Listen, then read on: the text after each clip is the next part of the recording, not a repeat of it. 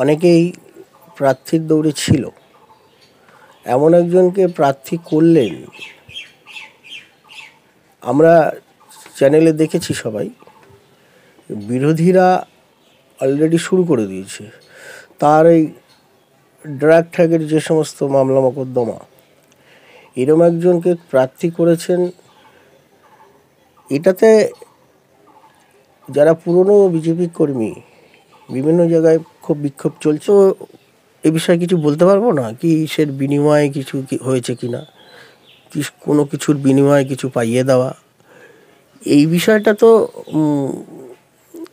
বলার মতো ভাষা নেই। আমি এটা পাবলিক অনেক কিছু বুঝতে পারে এইসব বিষয়, ঠিক না। এনকাউন্টার অমুক তমুক কী তোমার পাওয়ার আছে মাননীয় স্বপন মজুমদার মহাশয়, যে আমার ওটা তৃণমূল করেছে। দেখুন, বিচারাধীন, উনি জামিনে আছেন, তো সব কিছুই যদি এই তৃণমূল চক্রান্ত অমুক তমুক, তখন আসামে কিন্তু বিজেপি গভর্নমেন্টই ছিল। অতএব সেখানে দাঁড়িয়ে বিজেপির লোককে এটা করবে, এটা তো হাস্যকর ব্যাপার। তাই উনি প্রমাণ করাক যে আমি নির্দোষ বা কিছু। নমস্কার, আপনারা দেখছেন আইএন নিউজ। আমি দুর্জয় আপনাদের সঙ্গে রয়েছি এবং আমার সঙ্গে রয়েছেন শ্যামল দাস, বিজেপির কর্মী, উত্তর চব্বিশ পরগনার অশোকনগর থানার দীর্ঘদিনের পুরনো বিজেপির সঙ্গে যুক্ত। দাদা, প্রথমে আপনাকে আইএন নিউজে স্বাগত জানাই। ধন্যবাদ। বলছি, এই যে প্রার্থী তালিকা প্রকাশ পেল, লোকসভা ভোট ঘোষণা হয়ে গেল, বিজেপির তরফ থেকে প্রার্থী তালিকা ঘোষণা করে দেওয়া হলো, বারাসাতের প্রার্থী করা হলো স্বপন মজুমদার। এই স্বপন মজুমদারকে নিয়ে তৃণমূল কংগ্রেসের থেকে বিভিন্ন অভিযোগ সামনে নিয়ে আসা হয়েছে। বিজেপির অন্দরেও অনেকেই এই নিয়েও কথা বলছেন। আপনি কিভাবে দেখছেন বিষয়টা? দেখুন, দীর্ঘদিন পার্টিটা করছি।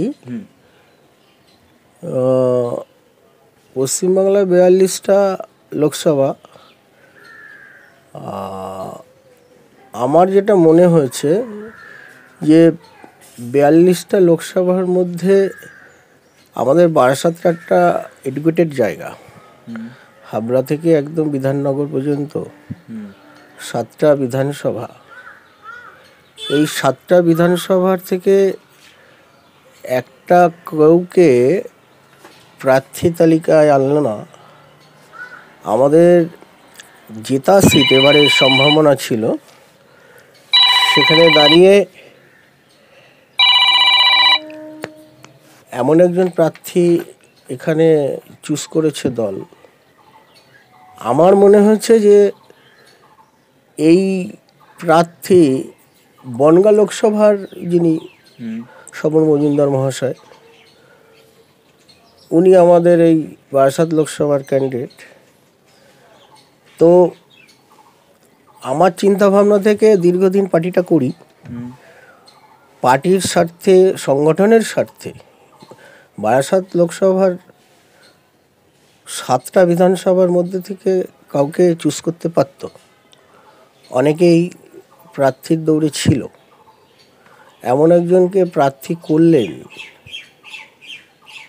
আমরা চ্যানেলে দেখেছি সবাই, বিরোধীরা অলরেডি শুরু করে দিয়েছে তার এই ড্রাগ ঠ্যাগের যে সমস্ত মামলা মোকদ্দমা, এরম একজনকে প্রার্থী করেছেন।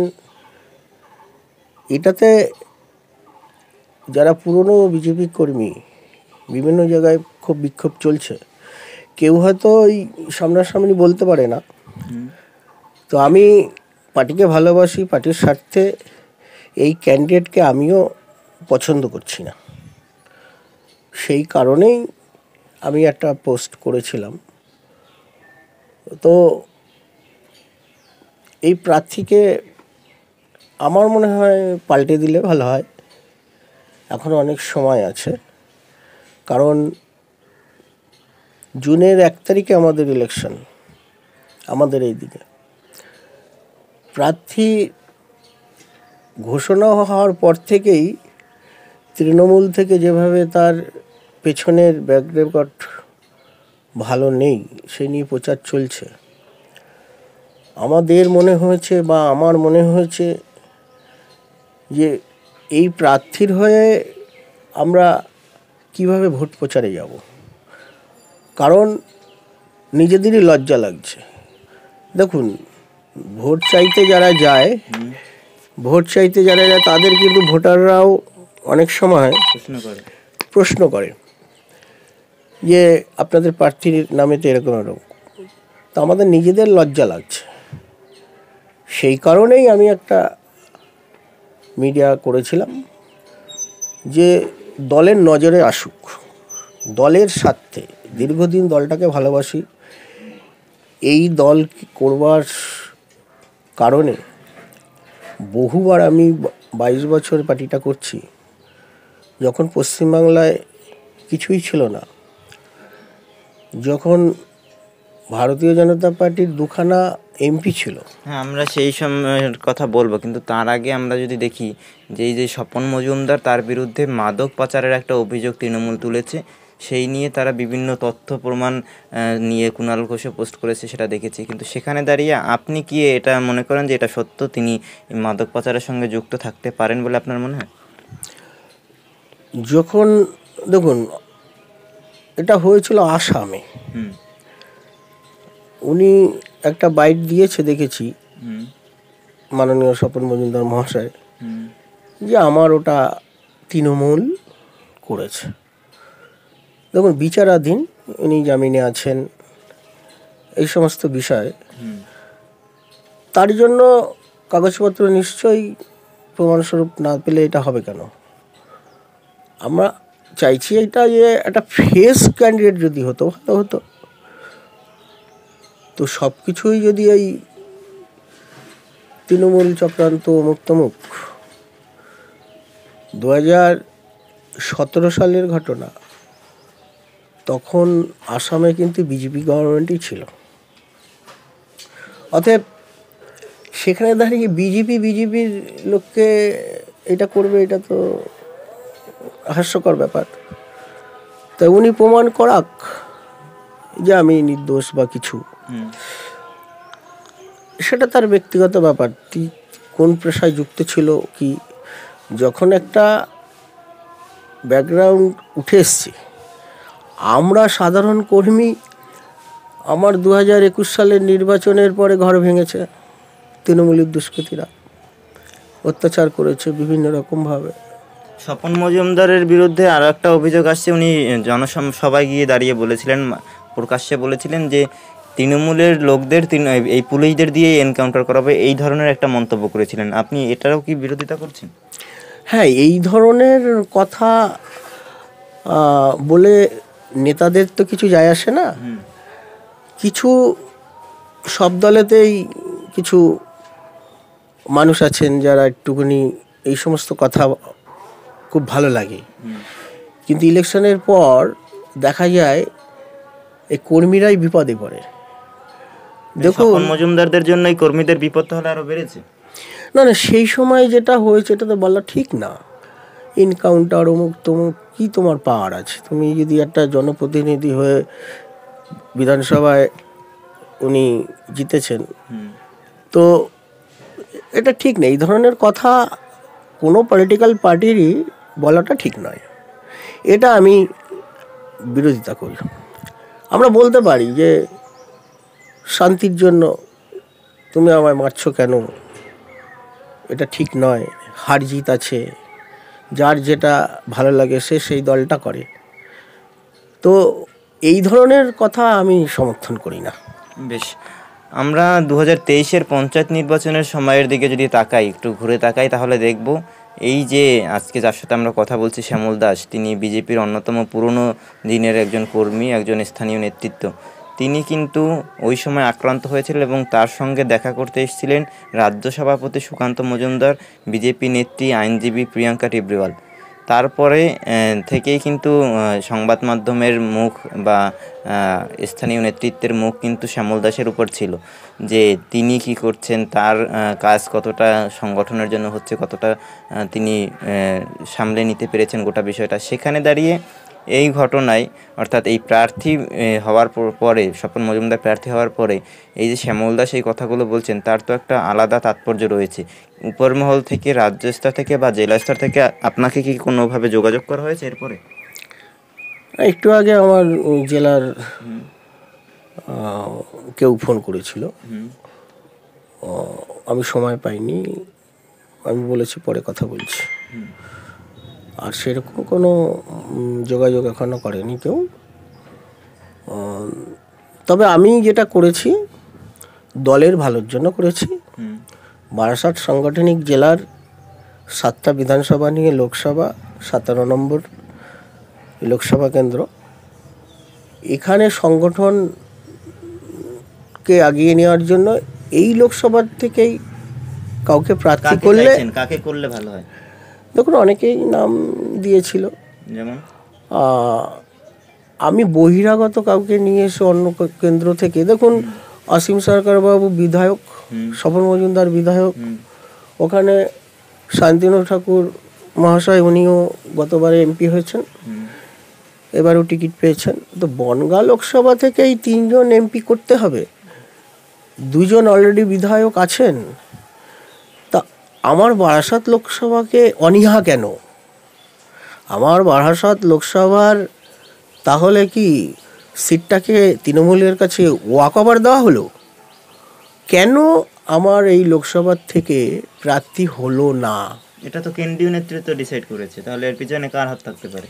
কেন্দ্রীয় নেতৃত্বর কাছে আমার এই প্রতিবাদটা সবসময় আমি করে এসেছি, অন্যায়ের প্রতিবাদ। আমার ছোটোবেলা থেকে এটা অভ্যাস, আমি মিথ্যা কথা বলি না, অন্যায় পথে চলি না, আমি স্বচ্ছতা নিয়ে রাজনীতিটা করি। আমার মনে হয়েছে তাহলে বারাসাত সাংগঠনিক জেলার যে 7টা বিধানসভা রয়েছে এদেরকে বঞ্চিত করা হচ্ছে, এখান থেকে কেউ এমপি হোক, এটা চাইছে না। আমার দলের কাছে, আমি দলের কাছে এই আবেদন যে কেন আমাদেরকে পিছিয়ে রাখা হচ্ছে, তাই না? সেই জন্যই আমি আমার ক্ষোভ প্রকাশ করেছি। আমি আমার এই 112 নম্বর বুথে রাজীবপুর বিড়া অঞ্চলের পঞ্চায়েত সিটে আমি দাঁড়িয়েছিলাম, গ্রাম পঞ্চায়েতে। 8 তারিখ ইলেকশন, 5 তারিখ রাত্রি 10:30টার সময় আমি প্রচার সেরে ঘরে ঢুকেছি। আমার মা অসুস্থ, ভেতরে ঘরে থাকে, আমি এখান থেকে ঘরে ঢুকেছি। আমি যেখানেই যাই না কেন এসে, যেহেতু 10-12 বছর ধরে আমার মা বিছানায় শয্যা, তো আমি যেখানেই যাই না কেন আগে এসে আমি আমার মাকে দেখতে যাই। সেই কাহিনীর কথা আমার মনে পড়লে, মাকে এরকম দরজা খুলে ঢুকেছি, দরজাটা এরকম খোলা ছিল, আমি দরজার তালা খুলে ঢুকলাম, ঢুকে মাকে দেখে ফির আবার যখন এখানে ব্যাক করেছি, ওই মুহূর্তেই আমি ভেতরে ঘরে যাই গেছি।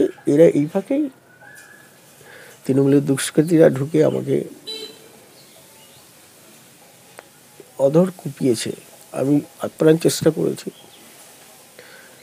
ঘরে আমার ওয়াইফ ছিলেন, ধস্তাধস্তি করে আমি ভেতরের যে দরজা ওখান থেকে উলঙ্গ হয়ে গেছিলাম, তো পালিয়েছি। কোনো রকমে না পালালে হয়তো আমি খুন হয়ে যেতাম।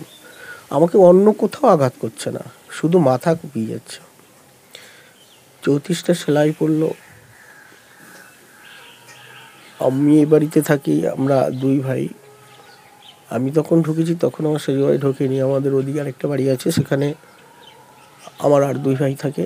এই যে আপনি যে দলের জন্য মার খেয়েছেন বা আপনার রক্ত ঝরেছে, সেলাই পড়েছে, সেই দল থেকে আপনার লোকসভা এলাকায় যখন বাইরের একজন প্রার্থী করা হলো আপনার দলেরই এক বিধায়ককে, এবং তার বিরুদ্ধে অভিযোগ রয়েছে, সেটা আপনি কতটা মেনে নিতে পারছেন বা মেনে নিতে পারেন? এবারে আপনি কী চাইছেন, কাকে প্রার্থী করলে ভালো হয়? দেখুন, দলকে ভালোবাসি, তো দলকে উজাড় করে ভালোবাসি। আমার মণ্ডলের, আমি নিজের কথা বলছি না, যদি কেউ বেশি পরিশ্রম করে থাকে সেই ব্যক্তিটা আমি। সেই ভালোবাসাকে সামনে রেখে আমি এই আবেগ আমি ধরে রাখতে পারিনি যে অন্যায় হচ্ছে। আমি প্রতিবাদ সর্বক্ষেত্রে করেছি। আমার মনে হয়েছে এটা দলকে জানানো, কারণ সকলে দেখুন মুখ খোলে না, দিনকাল ভালো না। তো আমি মুখ খুলেছি, আমার চাওয়া পাওয়া দেওয়ার কিছু নেই, ঠিক আছে। দলকে ভালোবাসি, দলের স্বার্থে যা করেছি দলের স্বার্থেই এবার করেছি। কি প্রার্থী হলে সব থেকে ভালো হবে আপনার মনে হয়? তাহলে দেখুন, তৃণমূলকে এই জবাব দেওয়া যাবে। এখানে অনেকেই নাম দিয়েছিল, তাদের মধ্যে থেকে আমার বক্তব্য হচ্ছে এই লোকসভা থেকে কাউকে প্রার্থী করত যার কোনো ক্লেম ছিল না, ভালো একটা ভদ্র নর্ম শিক্ষিত, যিনি প্রার্থী হয়েছেন দেখতে পাচ্ছি উনি 8 পাস। একটা পার্লামেন্টে বক্তব্য রাখতে গেলেও তার শিক্ষার দরকার হয়। তো সেই জায়গাতে এই ধরনের জিনিসটা আমি মেনে নিতে পারিনি। তাই আমার এই প্রতিবাদ। উচ্চ নেতৃত্ব যারা আছেন তারা দেখবেন বিষয়টা। এটা কি অনেকে বলছে যে টাকার খেলা চলে, এই প্রার্থী বাছাইয়ের সময় টাকা দিয়ে অনেকে তার নামে সুপারিশ করানো হয় তাকে দিয়ে, বা অন্য কোনো প্রার্থী থাকলে তাদের চাপ দেওয়া হয়। আপনার মনে হয় যে এই যে প্রার্থী করা হয়েছে আপনাদের বনগাঁ থেকে একজনকে এনে বারাসাতে, এর পেছনেও টাকার কোনো সংযোগ রয়েছে, সেই জন্যই প্রার্থী করা হয়েছে? দেখুন, অর্থনৈতিক বিষয়টা তো কেউ জানে না, কারোর সামনেও এসব হয় না। কেন হয়েছে কি বৃত্তান্ত এটা বুঝে নিতে হয়, এটা বোঝার ব্যাপার।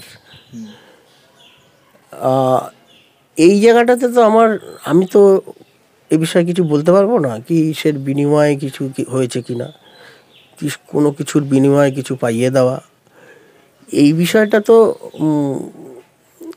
বলার মতো ভাষা নেই। আমি এটা পাবলিক অনেক কিছু বুঝতে পারে এইসব বিষয়।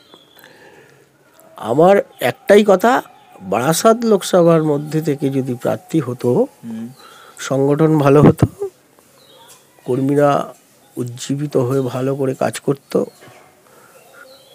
একটা স্বতঃস্ফূর্ত ভালোবাসা থাকতো, এইটুকু হলে বোধহয় ভালো হতো।